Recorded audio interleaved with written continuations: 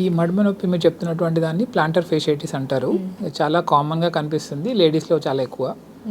And ఈ నొప్పి రావడానికి ఉండే ఫస్ట్ కారణాలలో ఏదైనా ఒక రొటీన్గా చేసేటువంటి పని కాకుండా ఎక్కువసేపు నిల్చొని ఉండడం, లేకపోతే కాళ్ళ మీద ఒత్తిడి పడేటువంటి పని ఏదైనా చేసి ఉండడం, అలాంటి దాంట్లో చాలా తక్కువగా స్టార్ట్ అవుతుంది మొదలు. దాని తర్వాత కొంచెం కొంచెంగా పెరుగుతూ వస్తుంది. ఆ పెరిగిన తర్వాత పొద్దున్న లేచిన వెంటనే కానీ, చాలాసేపు కూర్చొని లేచిన వెంటనే కానీ మొదటి అడుగులు వేయడానికి బాగా కష్టంగా ఉంటుంది. కొద్ది దూరం నడిచిన తర్వాత మళ్ళీ ఫ్రీ అవుతుంది. అలా మొదలై దాన్ని ఇగ్నోర్ చేస్తూ వస్తూ ఉంటే ఇంకా కంటిన్యూస్గా రోజంతా నొప్పులు ఉండడం అలా అవుతుంది. ఓన్లీ మడమ వరకు మాత్రమే ఉంటుంది. దానికి కారణం ఏంటంటే పాదంలో ఉండేటువంటి ఒకటి ఫేషియా అంటాము, ఒక స్ట్రక్చర్ బాగా టైట్నెస్ వల్ల వచ్చేటటువంటి నొప్పి అది. దానికి ఏం చేయాలి అంటే అది నరాలకు కానీ, ఎముకకు కానీ, కండరాలకు కానీ సంబంధించింది కాదు. సో పెద్దగా బాగా తీవ్రంగా ఆందోళన పడాల్సినటువంటి కండిషన్ కాదు అది. నొప్పి ఎక్కువ తక్కువ అవుతుంది అంతే.